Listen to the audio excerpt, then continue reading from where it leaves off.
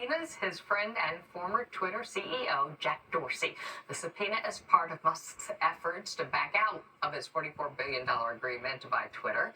It'll ask Dorsey for documents and communications related to the acquisition, as well as information on daily active users and fake accounts. Musk claims that Twitter did not provide adequate information about the number of fake accounts. Twitter argues that Musk is backing out due to buyer's remorse. And Elon Musk's Teslas are under investigation, specifically the driver assistance systems. The National Highway Traffic Safety Administration is looking into Tesla car crashes. It wants more information on the car's cabin camera system and its autopilot feature, and its role in driver engagement timing and alerts. Information could affect a potential safety recall. ConEd is teaming up with the rideshare company Revel. The utility is banking on Revel's fleet of electric cars in the hope that one day the vehicles could feed energy back to the power grid. It is possible the cars could help prevent another blackout. Matt King has details now on the unique partnership. It's a bi-directional compatible charger.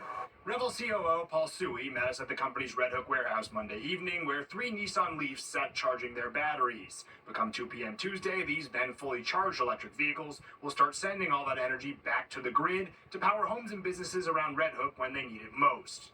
Through this partnership, we can inject about 45 kW of power back into the grid. That represents the daily energy consumed by 50 average American homes. Revel's mission is to accelerate EV adoption in cities. Electric cars represent fewer than 1% of the vehicles on New York City streets today. Revel says it wants to raise that percentage to 10, 20, and then 50%.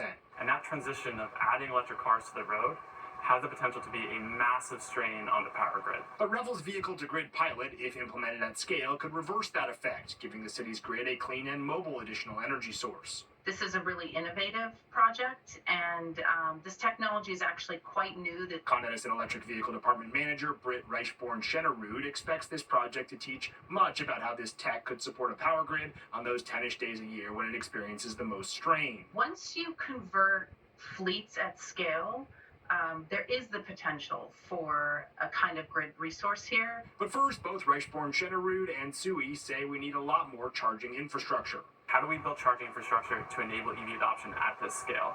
ConEd, which partnered with Revel and others for this pilot, has also funded in part the installation of nearly 20,000 charging outlets across the area by 2025.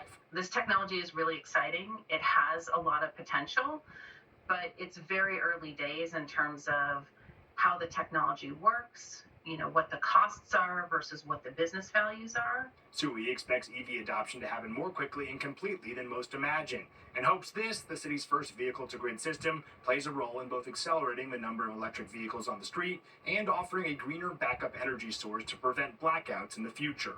In Red Hook, I'm Matt King, Fox 5 News. It's Mets versus